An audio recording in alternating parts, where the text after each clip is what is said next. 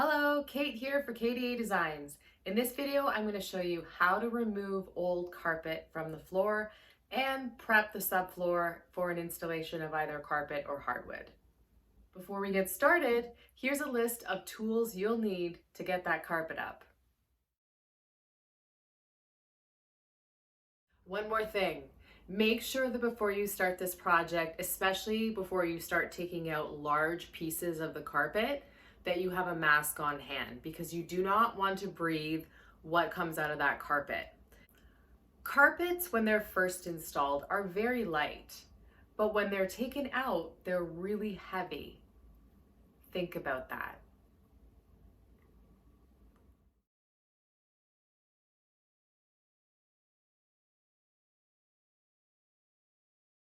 When you're removing the carpet, the first thing you want to do is to take off the baseboard.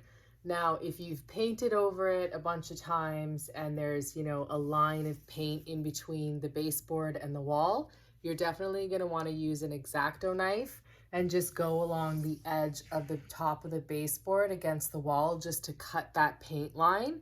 Because if you don't do that and there's a whole bunch of paint that's stuck between the baseboard and the wall, when you pull off the baseboard, it's going to peel the wall paint back. So this is going to at least keep the paint in place when you take off the baseboards. So I'm just going to get started using a wrecking bar and a hammer and start to pry the baseboard away from the wall. You're going to take your wrecking bar and a hammer and you're just going to place the wrecking bar at the top of the baseboard in between the wall and then just tap it lightly.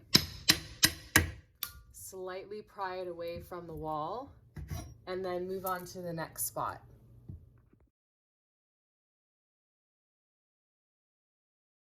Now I'm going to use an X-Acto knife. I'm going to cut about 5 inches away from the wall and get rid of that carpet, get rid of the underlayment there, and then also get rid of the wood with the teeth on it with the nails that hold the carpet in place on the edge. You may not have that, but if your carpet was done professionally, it probably will be there. Okay, so I'm just going to start cutting.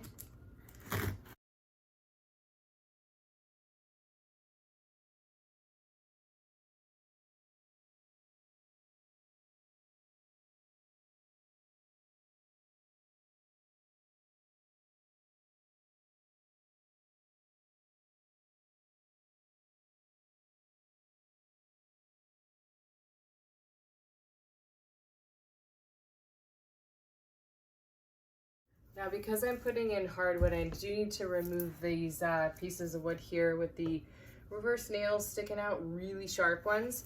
So I'm going to use a wrecking bar and a hammer again, but this time I'm going to kind of lay it flush with the floor and go near where you can see the nails are that installed them into the floor. And then you're just going to tap. There we go.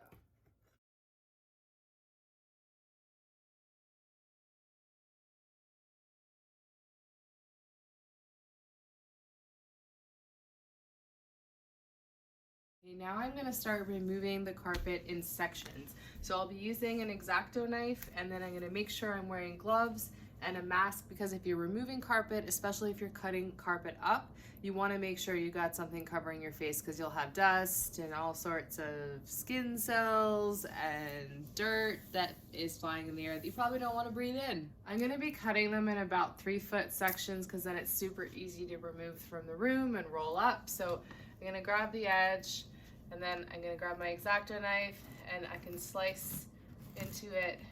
It should cut through the carpet pretty easily as long as you have a sharp X-Acto knife.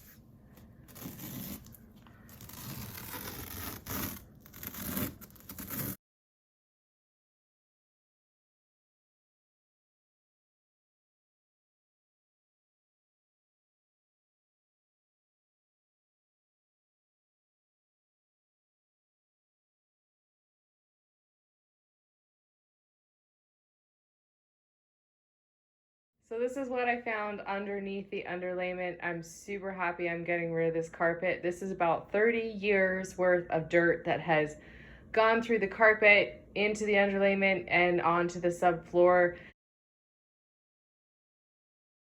And I've got a pretty sweet subfloor here that's now ready for me to do the install of the hardwood floor. So I will get to that, but if whatever you're installing, just make sure that before you start your installation that you walk around, make sure you fix any squeaks on the subfloor.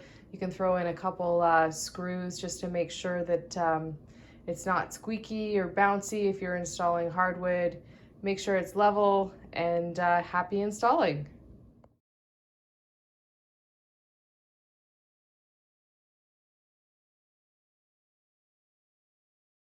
I hope you found this video helpful. If you did, make sure you hit that subscribe button down there. You can also follow me on Instagram at KDA_designs. Hopefully Instagram gives me that back soon. Or in the meantime, KDA_designs 2.0. Thank you for watching.